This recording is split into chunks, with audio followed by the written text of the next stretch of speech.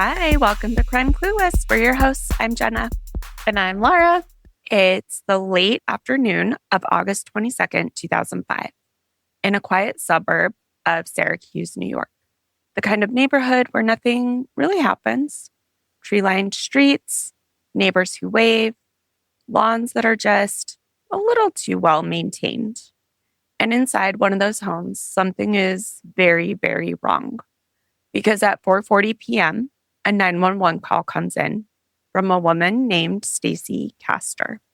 And from the moment she starts talking, you can tell this is not a calm call. She's frantic. Her voice is shaky, uneven, like she's trying to get the words out faster than her brain can process what's happening. She tells the dispatcher her husband, David Castor, is locked inside their bedroom. Like she can't get in. She's locked out. Is that what she's saying? Right. She says the door is shut, it's locked, and he's not responding. She's knocking, calling his name, and nothing. At some point, she realizes this isn't just him ignoring her. Something is wrong. So she calls 911 and she tells them she thinks something has happened to David. Does she say how long he's been in there? That's one of those details that isn't totally clear in the moment. Some reporting says 4 days. Some reporting says 2 days. Some reporting says that they had had an argument over the weekend. He had gone in there and spent the weekend in there. And now all of a sudden it's the problem? Yeah, I guess because he won't respond now at all. Okay. Interesting. Right. This makes her concerned enough to call 911, which is never where you want your afternoon to go. Dispatchers stay on the line with her while officers head to that house. And when they arrive, they're walking into what at first glance looks like a pretty standard welfare check. No one is thinking anything suspicious at this point, right? Not yet. At this stage, it's just she can't reach her husband. He's locked inside the room, not responding. Could be medical. It could be nothing. It could be everything. They don't know. Did she tell them how long he'd been in there? Not at that point, not on the 911 call. Okay. Because once you hear like possibly 2 or 4 days, you're thinking, something is happening. Something is happening. Right. And I think her explanation eventually that they had had the argument, it had been over, they were planning a trip for their anniversary and he wanted it just to be her and him.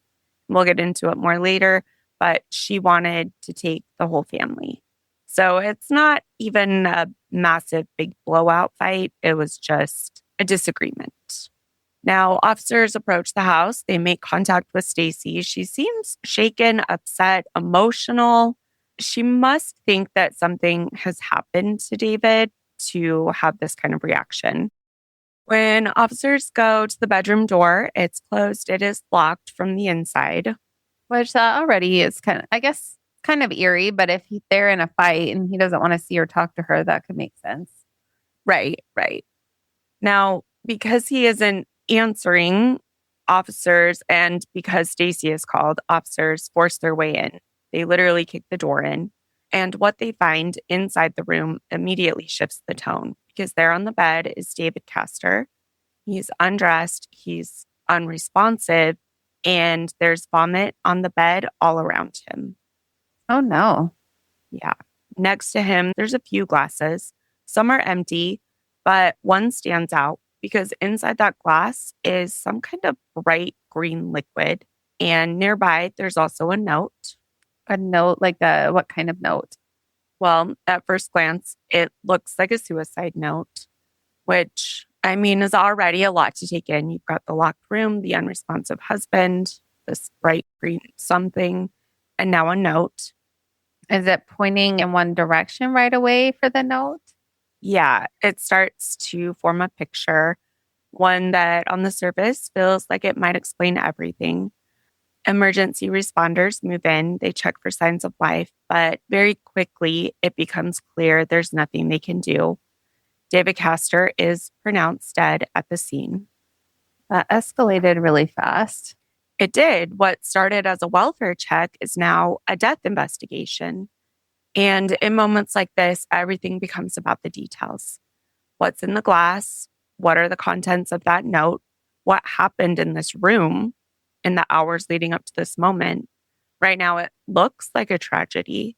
In fact, Stacey tells them that David had been depressed lately. He had recently lost his father suddenly. And also, she tells them about the fight, about the trip to celebrate their wedding anniversary. Stacey is despondent, wailing that David can't be dead. He can't be. Investigators begin to take a closer look. They're asking questions. Some of those questions don't have easy answers. But before we go further, let's rewind and talk about who David and Stacey Castor are. Yes. So who are they as a couple? Are they pretty happy normally? Yeah, they're happy, normal, ordinary. It's honestly how a lot of these cases start, just normal life. In 2005, which is when this is happening, Stacey is in her late 30s. She's a mom. She has two teen daughters from a previous marriage. And she's someone who, by most accounts, is friendly. She's social. She's tall and beautiful. She also fit right in their upper New York neighborhood. She blended in as normal, busy, doing the mom life. Seems like a lot of how these people are actually. Yep. If you passed her in the grocery store, you probably wouldn't remember it 5 minutes later. She's just doing what, we're all out there doing. She works as the office manager for David's air conditioning installation and repair company. It's a steady job, stable routine. Nothing about her life screams chaos or instability. And then there's David. David is a quiet guy, more reserved. He does a lot of the hands-on work in his company, the kind of work where you're fixing things, solving problems, staying busy. When David and Stacey first met, it was not this whirlwind movie style romance. It was more grounded than that. They dated, they got to know each other, and eventually they got married in 2003. So they hadn't been married that long. Was she working at his company before they got married? No, prior to that, she had been working for an ambulance dispatch company, and she had done that for several years. But once they got married, her skills fit with running his company. And I think the two of them liked spending their days together. They worked hard to build a life together, blending families. Like we said, she has two teen daughters. One was born in 1987, and the other one was born in 1991. She had previously been married to a man named Michael Wallace. David also had a son from his previous relationship, though he's older, and from reporting, it doesn't seem that he lives in the home at this time. But the daughters are living with them. Is that correct? Yeah, they are. That is correct. Right now, it's a shared household. You've got Stacey, David, her daughters all under one roof. And by most accounts, things look normal, stable. And what does their day-to-day life usually look like? This is where it feels really relatable. They're working regular jobs, coming home, making dinner, watching TV, helping the girls with homework, doing life. Not exactly the kind of household where you would expect police kicking down a bedroom door on a random afternoon. Yeah, that's fair. Yeah. There's no public drama, no obvious red flags the neighbors are pointing to. No one is saying, oh, yeah, something was definitely off. And that's important because when something like this happens, people want there to have been signs, something they missed, something that explains it. But, sometimes life looks normal until it doesn't. And in August of 2005, that normal life comes to a sudden stop. So now we have the scene, we have the people, and we have what appears to be a tragic death. And I'm guessing that things don't stay simple for very long. Not even a little. So now investigators are inside the bedroom. The door has been forced open, and the space in front of them is quiet, still.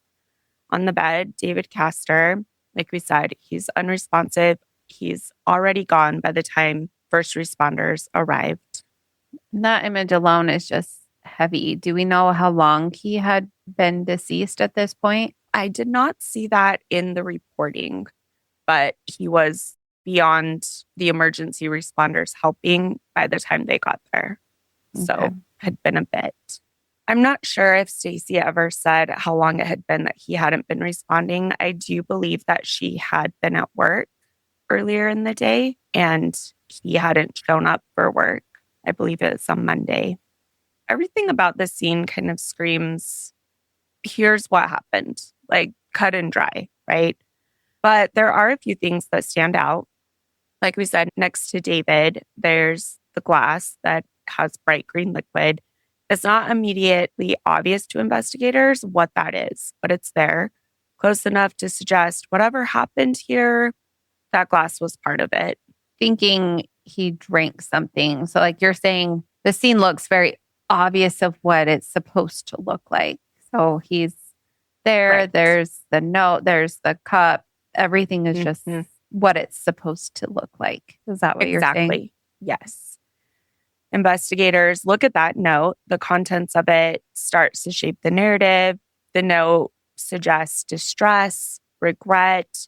It talks about struggles that he may have been having. It appears to be a suicide note. So it's kind of lining up with what they're seeing.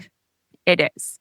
The locked door, the glass next to him, the note from a distance, it fits. And if you're responding to scenes like this regularly, you're not immediately jumping to anything wild.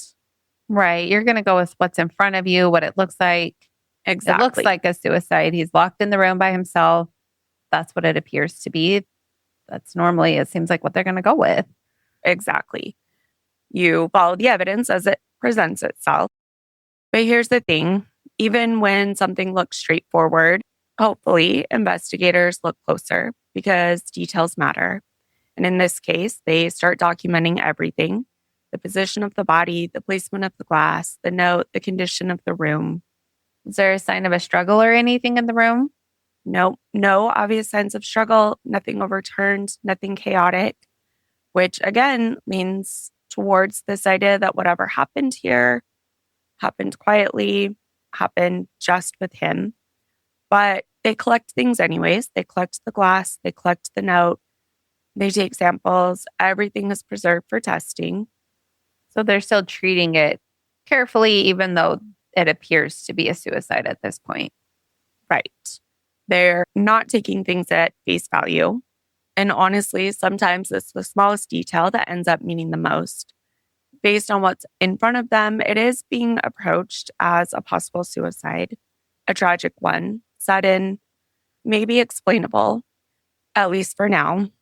What investigators don't know yet is that this case is about to become anything but straightforward. As testing begins, the evidence starts coming back, and they're going to learn more about what was actually in that glass.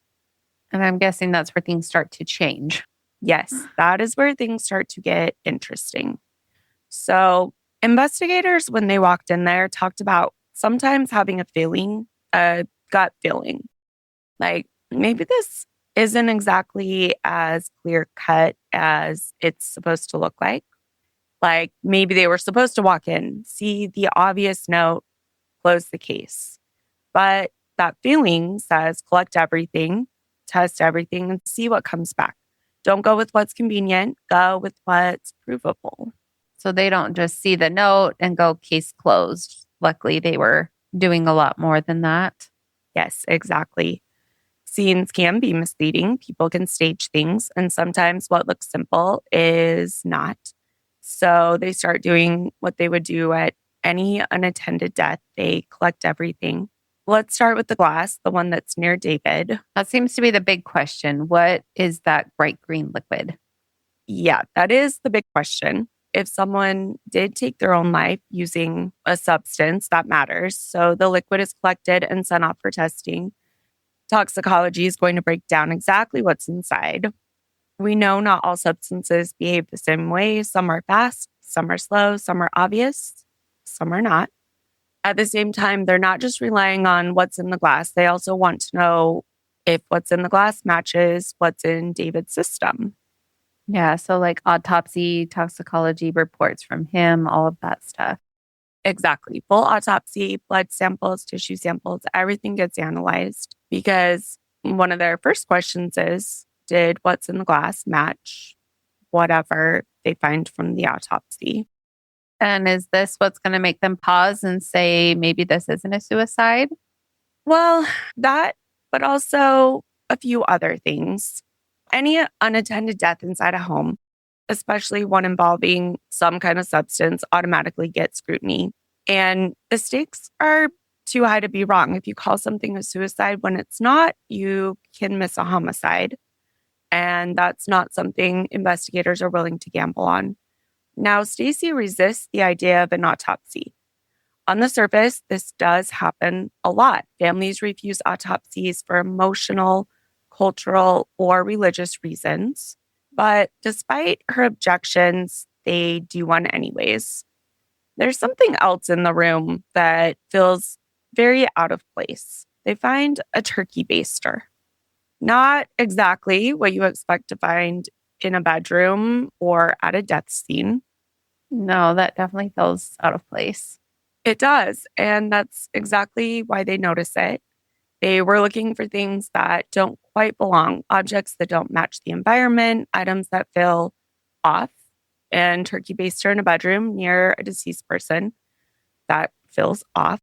So they take that, I'm guessing, Yes. and see what's in that. What residue is in that turkey baster?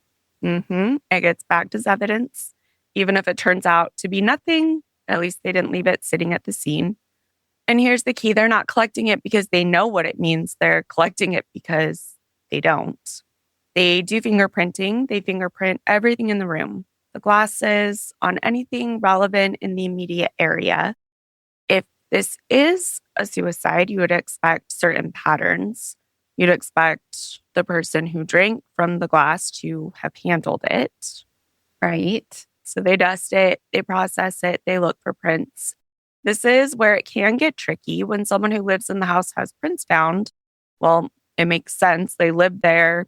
They could have brought someone the glass. Prints can also last on surfaces.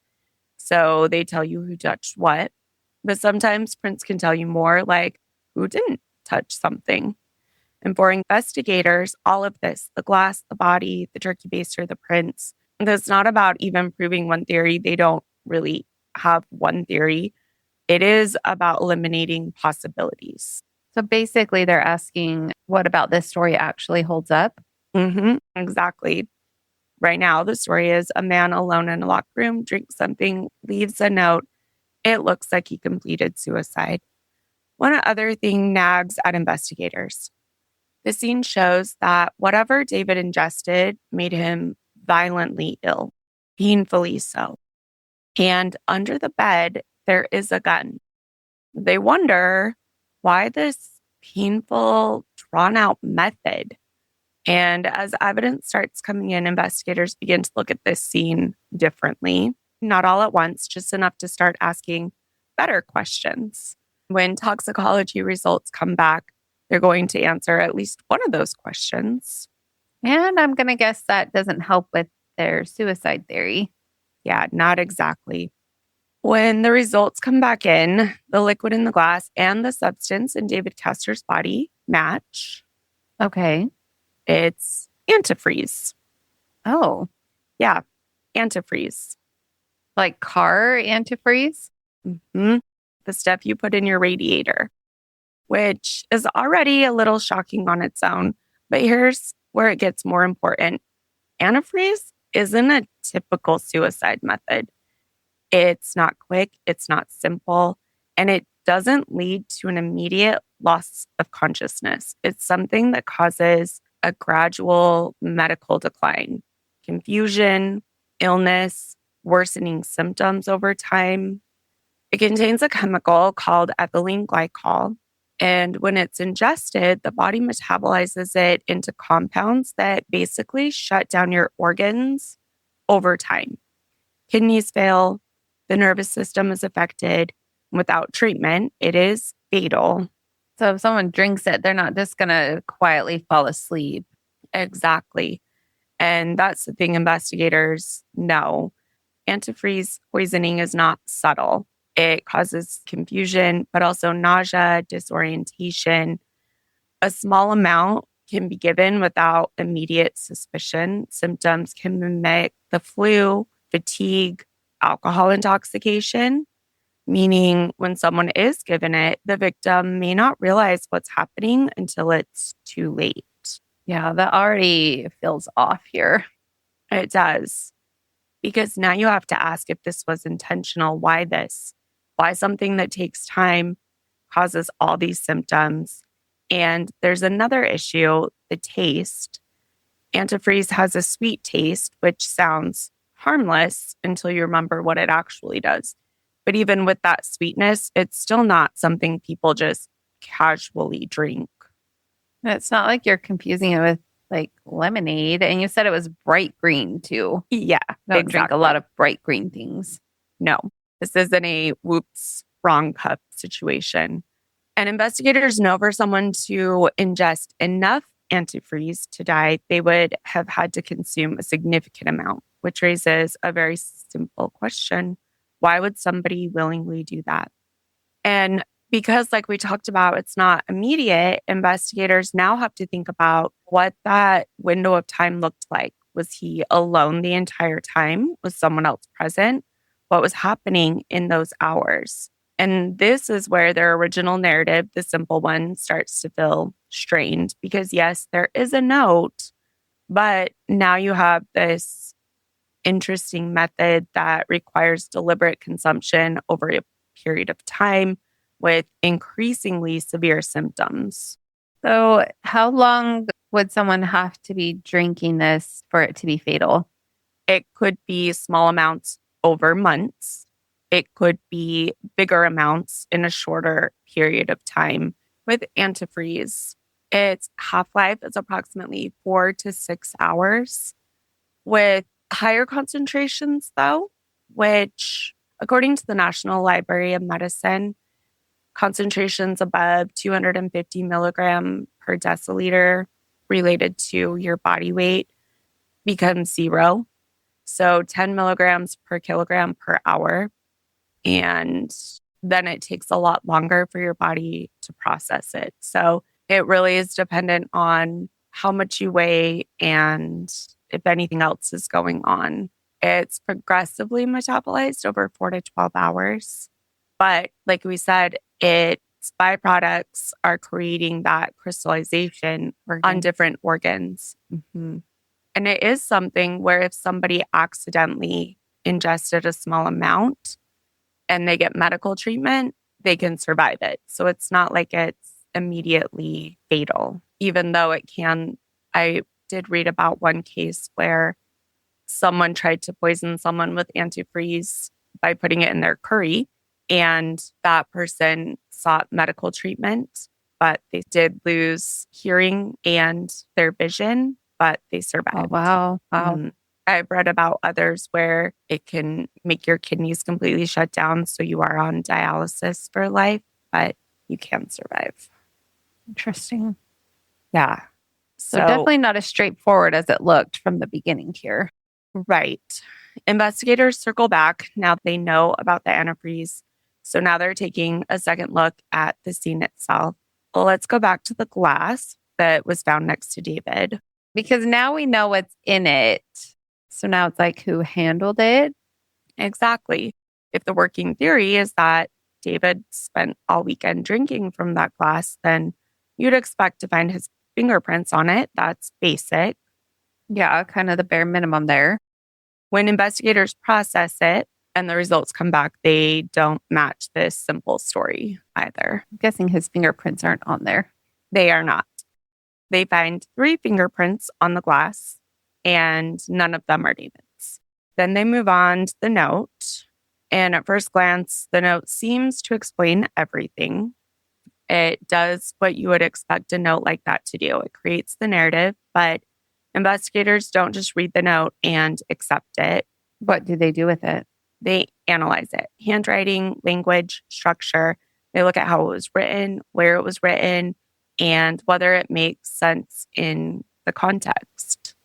So you mean, is this something he would actually say? Is this how he would write it? All those kinds of things. Exactly.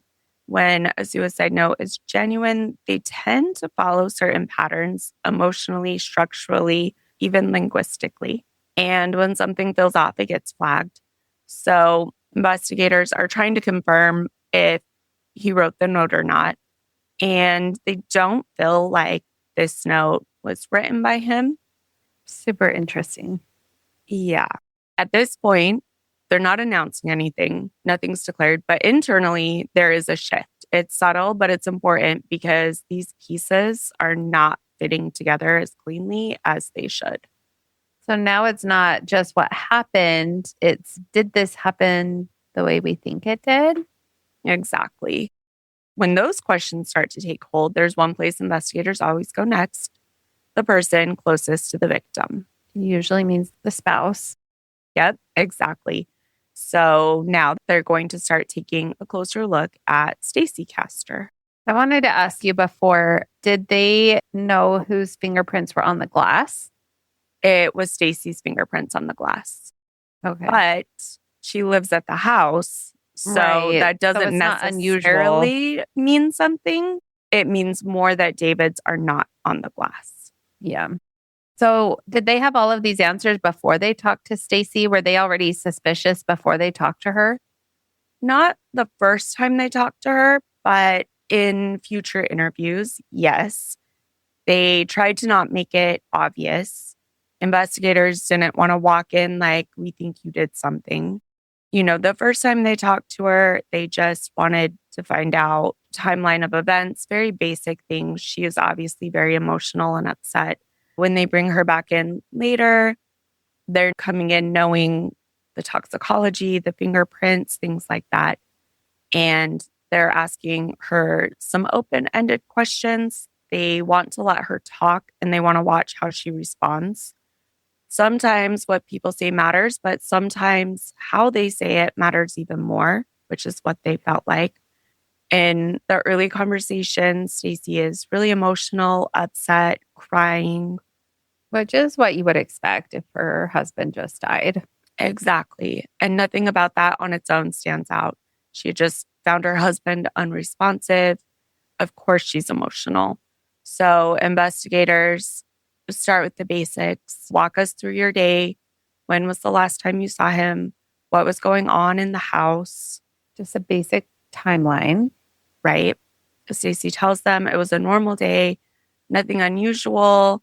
The disagreement about the anniversary trip, but no big arguments, no major stressors. At some point, she says she realizes David is still in that bedroom, but now he's not responding. And that's what we already know: the knocking, the concern, and then the 911 call. Did they ask her about the note? They did right away. That note was central. Stacey acknowledges it. She confirms that she saw it. She says that it seems like it would be from him and what he would say. Did she say it looks like his handwriting and how he would write and all of those things that they're analyzing the note for? Did she agree? She thought it was from him then? She said that it seemed like it was from him. Yes, the note was handwritten. It was attributed to David. Investigators did examine the handwriting, but there's no definitive conclusion, unlike this was 100% proven to be his handwriting or it was 100% proven not to be his handwriting.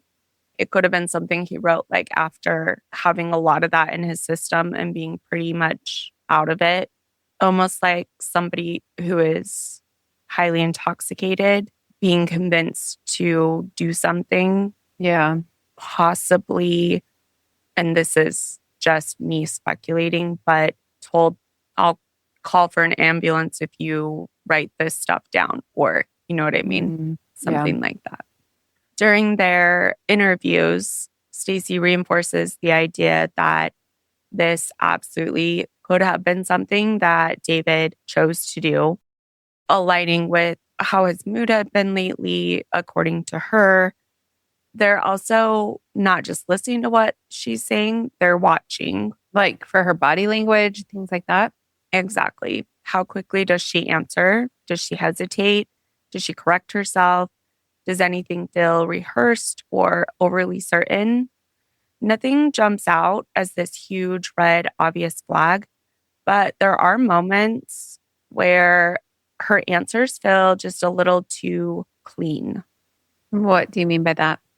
When someone describes a situation in a way that fits perfectly and doesn't leave much room for uncertainty, it starts to feel rehearsed. It starts to Mhm. feel clean.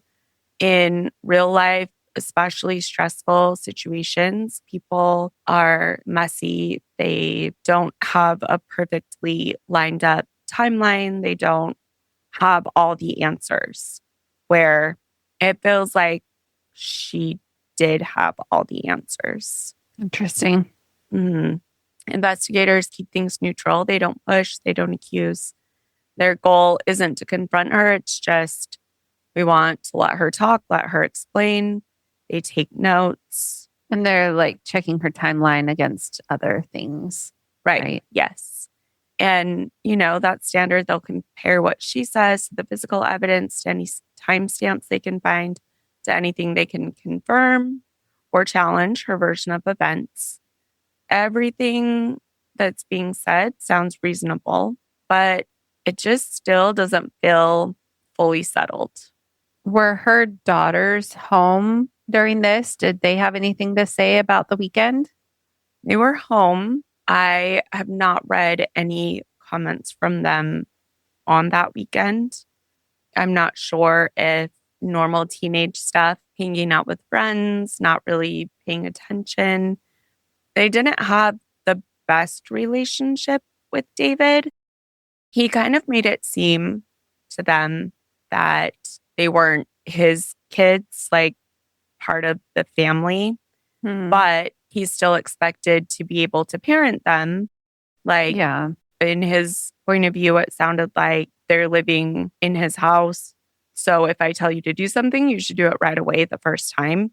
And so there was conflict between both of the girls and David, especially the older one who's pushing boundaries, normal teenage stuff, Yeah. super normal stuff.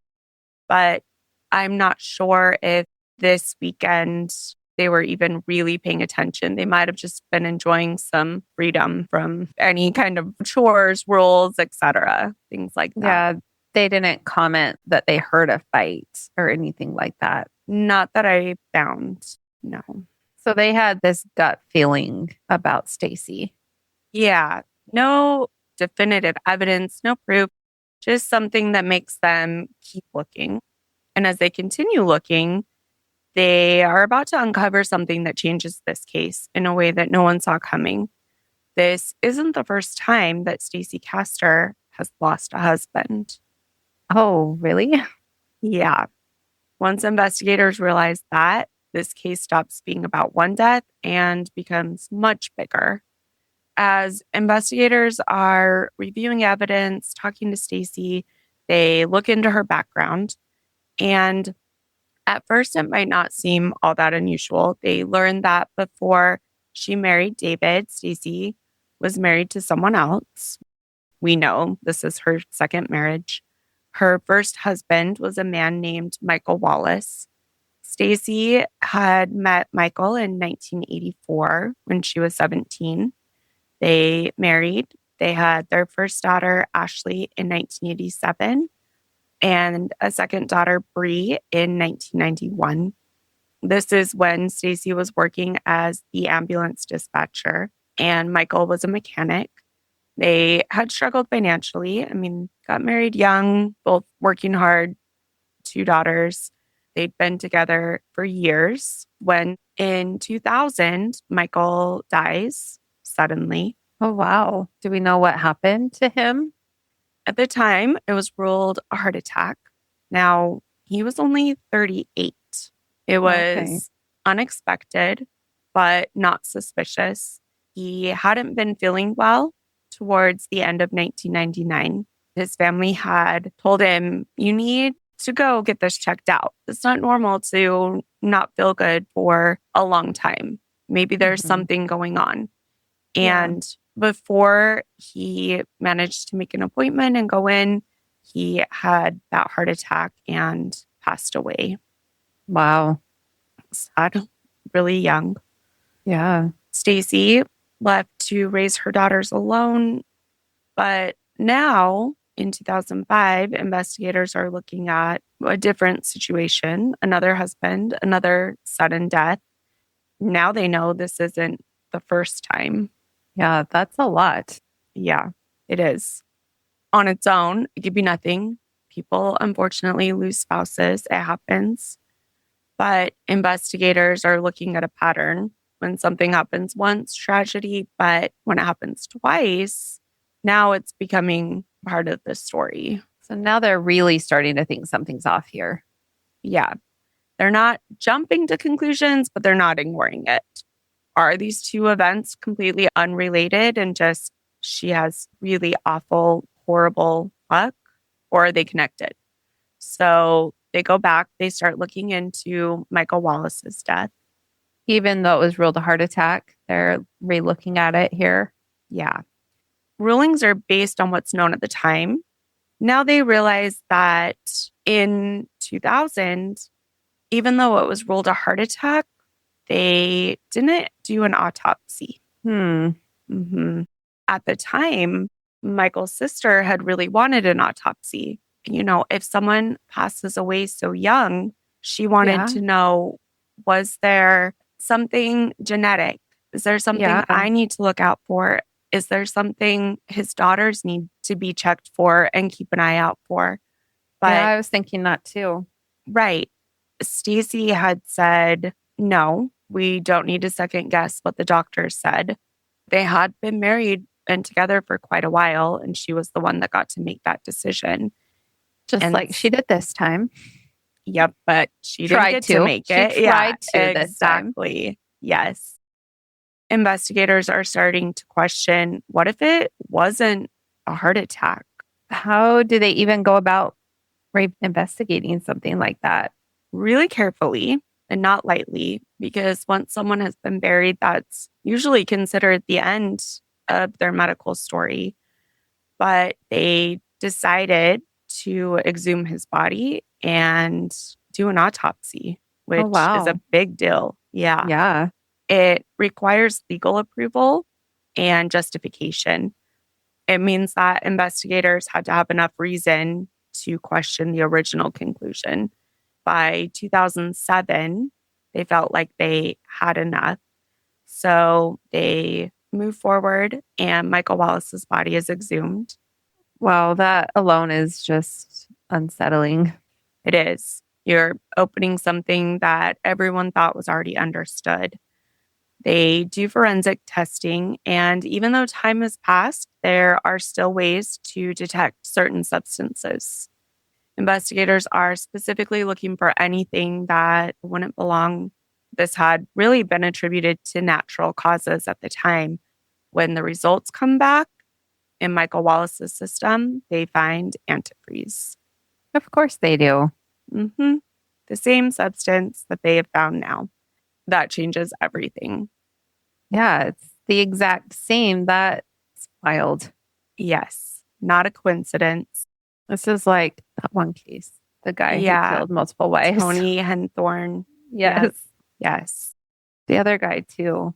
Yes, he killed multiple people, but Robert Durst. Yes, that's what I was thinking. Yeah.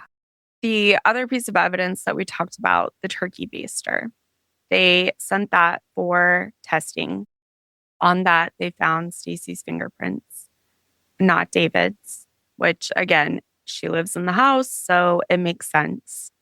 But they also found David's DNA on it, on the bottom of it, and it tested positive for antifreeze. Another thing that investigators had done before they exhumed Michael's body was they set up surveillance at the gravesite. Stacey told them how devastated she had been to lose David, and they set it up for two reasons. They wanted to see if she really was that devastated. They also wanted to see if she would say or do anything at the gravesite. And actually, she had both husbands buried next to each other. Oh, interesting. Yeah. I don't know how she managed to make that happen, but she did. Investigators were shocked that Stacey did not go to the gravesite one time, not once, And how long were they watching it? for quite a while, like 2 years. Oh, wow. They didn't exhume Michael until 2007. It Mhm. was almost exactly 2 years after David had passed away.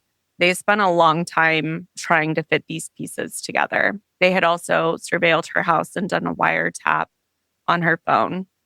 They didn't hear anything specific from that. Now, after they found the antifreeze in Michael's body, they wanted to talk to Ashley. When Michael had passed away, she had been 12 at the time, and they wanted to see if she remembered anything. At this point in 2007, she's starting college. It's actually her first day on campus. They go talk to her and ask her questions. She was completely surprised by this. As soon as they were done, she called her mom. They were asking her about her dad's death? Yes, her Okay. biological dad. Yep. During her marriage to Michael, Stacey felt like when she had Ashley, who was her older daughter, they bonded quickly and were really close. When they had Bree, I'm not sure if it was because of how close Ashley and Stacey were or if there was something else, but Michael always called Bree his little princess, and they were really close. And so Stacey leaned into her relationship with Ashley even more. They referred to each other as my best friend. Ashley and Stacey had been through a lot together. Losing Michael was traumatic and awful. Then the relationship with David, and now they've lost him as well, kind of leaning on each other, trying to make sense of these things together. Ashley said that through it all, her mom was her constant. They were super close. So after the investigators talked to Ashley, she calls Stacey. Stacey says, "Come over. Let's chat about it. Now that you're in college, I'll make us drinks." Ashley was like, "Okay." And her mom had never done that before. She goes Okay. home. So she's 20 at this point, right? She was almost 20. Yeah, She was born 19, in 20. 87. Okay. Yep. Yep. And it's 2007 now. Okay. So she has a drink. She doesn't really like it. She's like, I haven't drank alcohol before. Stacey tells her that's just how alcohol tastes. It doesn't taste great, but you'll get used to it. They have the drink. The next day, Stacey says, "That was fun yesterday. I had fun hanging out with you, chatting with you. Let's make drinks again." She makes her another drink, and this one tastes even worse. And Ashley's like, No thanks. That's not good. I don't think I need alcohol in my life." And Stacey says, "No, no, no. You just have to learn how to like alcohol. And here's a trick." She taught her some trick with the straw and was like, "Finish it." So Ashley does. And she's not feeling so great. She goes and lays in her room. Bree is still at home. And she notices that Ashley hasn't gotten up for a while, hasn't been feeling very good. She goes in to check on her and she finds Ashley unconscious. Oh, She no. is unresponsive, barely breathing. She forces Stacey to call 911. It's been about 17 hours Wow. that like progressively worse, getting worse. And Bree is like, "Call right now." And so Stacey does. When they get there, Ashley is, like I said, unconscious. She's rushed to the hospital. Very quickly, it becomes clear that this is really serious. And in fact, they said if she had gotten there just 5 minutes later, she would not have still been alive when she made it to the hospital. Oh, wow. Do they know what caused it? Ashley had ingested a combination of substances. There was vodka and a significant amount of pills in her system. So it looks like an overdose at this point. Exactly. It's treated as a possible suicide attempt, which, given everything she's been through, isn't completely out of the realm of possibility. Investigators found another note, and this one changes everything. Again, another note. Yeah, it's written as a confession from Ashley. What was she confessing to? Well, she was confessing to killing her father and her stepfather. Wait, what? Yeah. According to the note, Ashley claims responsibility for both deaths. She describes guilt, regret, and a desire to end her own life. Wow. Okay. She didn't say anything like that when investigators spoke to her because they just spoke to her, right? Yes. We will post a link to this note. You can read it. It is one run on sentence. The interesting thing about this note is that it really focuses on Stacey. It talks about how bad she feels for Stacey being subject to investigation. And it also doesn't follow any of the things we talked about in the beginning when we talked about what investigators look for in suicide notes. ABC 2020 did an episode on this, and they interviewed forensic psychiatrist Dr. James Knoll about the case. He answered viewers' questions. He stated that most suicide notes do focus on themes of remorse and how the person is not able to go on with life. This note that is supposedly written by Ashley is purely focused on taking the blame off of Stacey. He said that this theme had been repeated 14 times within this note, and it is completely unlike any other authentic type of note that he's ever seen, which is Wow. wild. Mhm. Yeah. Apparently, the narrative is attempting to be changed in this case. But if Ashley wrote the note, the confession's real, then the deaths aren't connected in the way investigators thought. They're connected through Ashley. But remember, Ashley was 12 when her dad, Michael, passed away. 12. Yeah. Yeah. That completely flips the case here. Hmm. Investigators are thinking this does not hold up. There are a lot of questions really quick. Yes. What kind of questions did they have? Well, when Ashley wakes up in the hospital, she has limited memory of exactly what she went through, but she adamantly denies taking any pills or writing any note.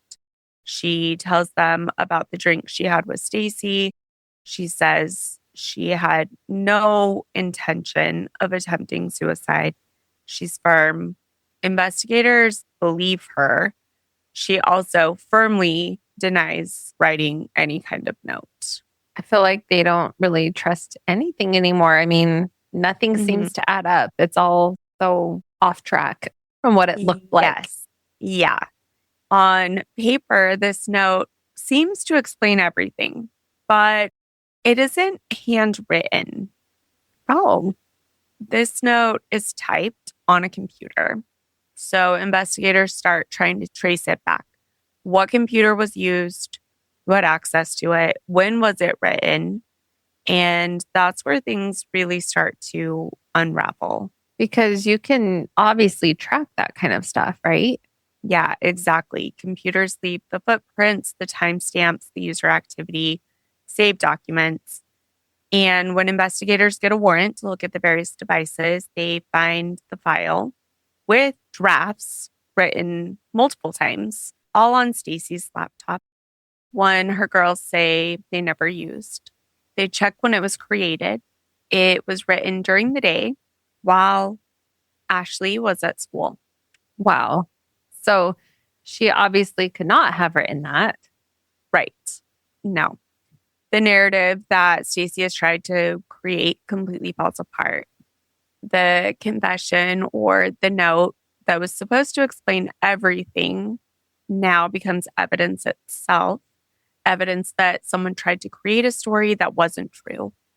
Now, investigators are looking at this case differently. They've got two husbands, same cause of death, Ashley, who nearly died, and a confession that could not have been written by her, which all leads back to Stacey. And think about what this means. Ashley wakes up to find out she almost died, and there was a note blaming her for everything she had already lost.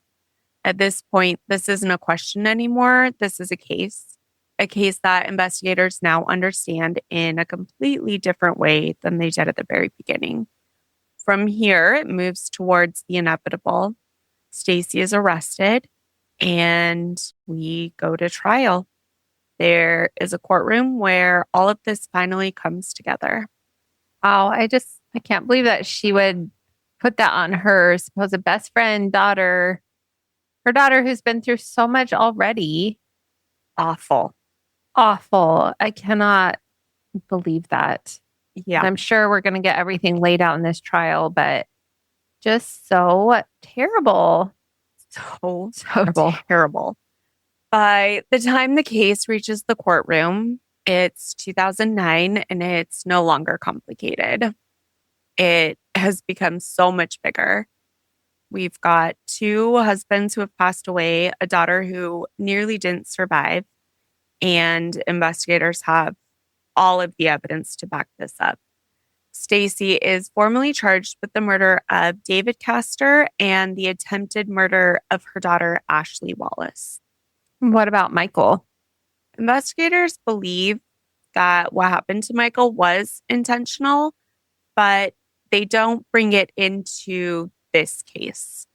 They consider trying her for that after, but they know they have what they need for David and Ashley. So they decide to start with that.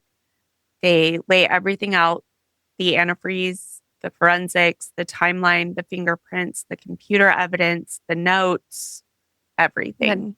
The notes are just unbelievable, especially for Ashley. I can't believe that. Really is. I think when you're reading about this case and you read about both husbands, it is mind-boggling, horrible, awful. But the daughter, attempting on her own daughter, it just takes it to a whole new level. What a complete betrayal for Ashley with her mom. Oh, for sure. She didn't do anything. She just let her know that they were looking into Stacey. And so she finds someone to blame it on. And it's her daughter. Like, yeah, that is unbelievable. Yeah. Now, during the trial, Ashley takes the stand. She testifies against her mother. She tells the jury about their relationship, about everything you just said, the trust, being best friends, what almost happened to her. It's truly a hard part of this trial. And what does the defense even argue here against what Ashley has to say?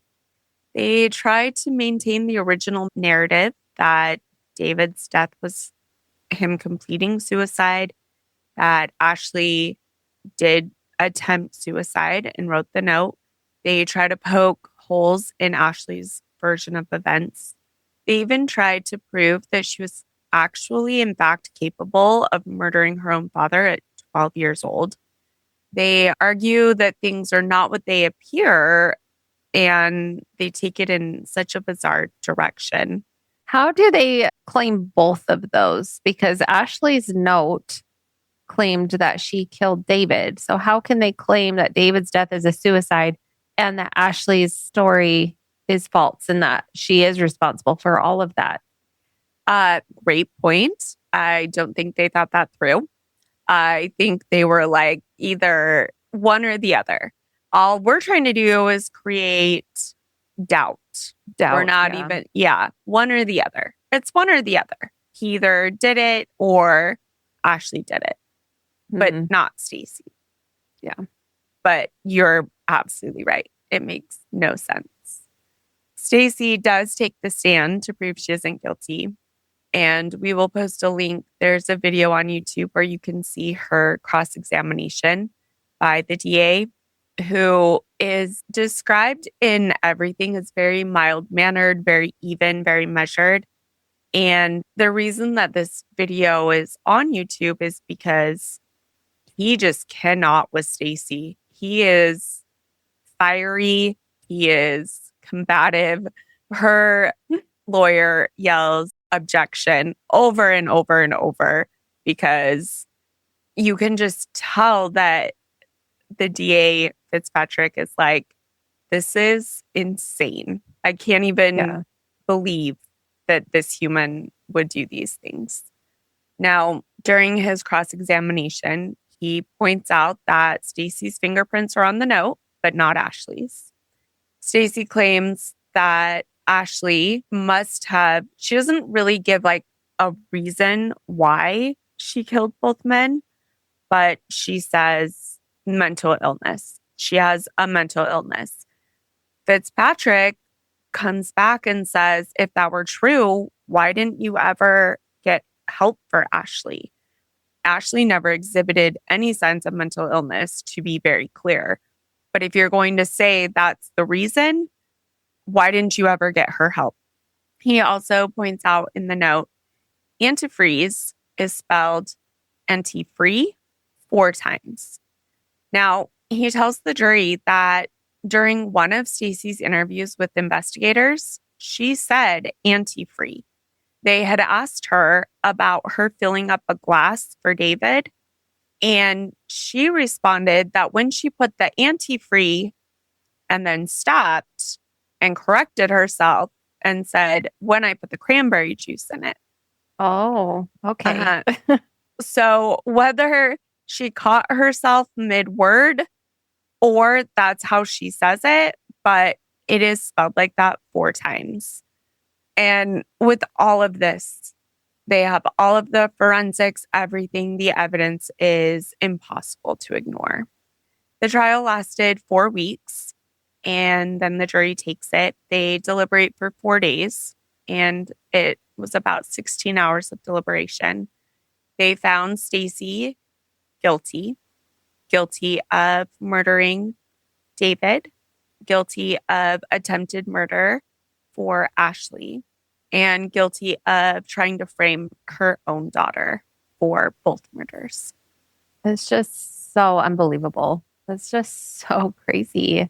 Yes, it is wild. She was sentenced to 25 years in prison for David, 25 years in prison for Ashley, and an additional 1 year and 4 months to 4 years in prison because she also forged David's will. So we did not mention this, but her first husband, Michael, did have a life insurance policy. It wasn't huge. And because she never went to trial for Michael's murder, the details aren't as out there as for David's. But it's described as 10,000, 20,000. It wasn't a lot of money that she took his life for. And for David, his life insurance was 50,000. Now, we did mention that his father had passed away suddenly recently. I'm not entirely sure how much money he had been left, but there was some. Mm-hmm. And she changed his will to leave everything to her and leave his son out of it entirely. Wow. And there are a lot of court docs from the years that followed this trial where, unfortunately, David's son is still working to get that money back. And I really hope that he was able to, but I'm not sure if she had already used it all or wow. That's what really happened terrible. with that. Mm-hmm. Awful. During sentencing, which happened a few weeks later, Ashley said, quote, "I never knew what hate was until now. Even though I do hate her, I still love her at the same time. And that bothers me. It's so confusing. How can you hate someone and love them at the same time? I just wish she would say sorry for everything she did, including all the lies. As horrible as it makes me feel, this is goodbye, Mom. As hard as you tried, I survived, and I will survive because now I'm surrounded by people that love me. I'm going to do good things in this world despite making me, in every sense of the word, an orphan," Wow. which is so strong and just, So awful. oh, that forensic psychiatrist that we talked about, Dr. James Knoll, said that because of the note, he believes that Stacey will never admit guilt. He says the code of murderers like her is deny, deny, deny until the bitter end. And I believe that that is true. Yeah, that's crazy. The judge during sentencing told Stacey that he had never seen a parent attempt to murder their child in order to set their child up for a crime they themselves committed. He told Castor that she is, quote, in a class all by herself, Yeah. which is absolutely true. Yeah. I cannot, I don't know. So heartless. I don't Unreal. even know what to say. It's just so terrible that she would pitfall to her daughter, Hmm. her own daughter, like Her own daughter. Now, her best friend. do you want one more step? Yeah. Yeah. Well, the DA said after Stacey was sentenced and sent to prison that he believes she murdered her own father. Oh, Her father's name is Jerry Daniels. He died on February 22nd, 2002. So after she had already gotten away with Michael's murder, he was in the hospital. He had a minor lung complaint. He was about to be discharged. He was on the mend, better, about to be released. She went to visit him the day before. She brought him a can of soda to drink that was already open, and he died the next day. oh my gosh. She I think was she totally did. she was the executor of his estate. She financially benefited by his passing. Wow. Hmm. Now, the one thing that really gets me about this case is that if she was poisoning them over a period of time, it's so cold and so calculating Mhm. because this is not a one snap choice that she made. It is consistent, continuous. You are watching somebody that you love get sicker and sicker, and you keep going. It Yeah. is so horrific. Yeah. It makes me wonder if she has some kind of like apathetic disorder where she doesn't have those feelings. But Absolutely. it has to be something like that. How can you kill your own family like that? I I don't know. cannot even comprehend.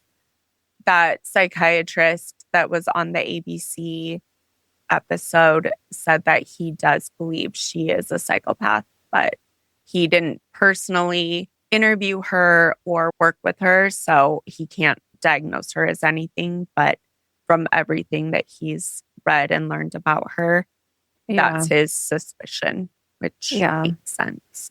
Yeah. In 2016, she was only 48. Stacey died while incarcerated. She was found in her cell. She had passed during the night. They said it was a heart attack. They did investigate. They found no attempts at taking her own life or foul play or anything, but she passed in 2016. This case is one of those that sticks with you. It is just the kind of betrayal that does not make sense.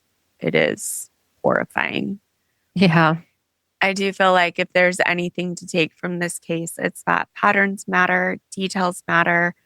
And when something doesn't quite add up, it's worth asking why. Sometimes the truth isn't obvious at first, but it's there. Yeah. But sometimes what looks the most obvious is not what it seems to be. Exactly. Absolutely. Wild. Yeah. I just can't believe so stuck on the betrayal for her daughter. That just is so sad for her husbands and that she got away with that for her first husband for so long. Yes. Her daughter. And probably would have forever. Yeah. If these investigators hadn't have really dug into. Well, if she hadn't done it again. Yeah. So bold to do it that way. It's, yeah. And to do it the same way again. Mm-hmm. Like, well, now. I mean, now she got a confidence boost. She got away with the first one. Yeah. You know? Yeah. Horrifying. Lucky that she didn't try and do the same thing to her daughter.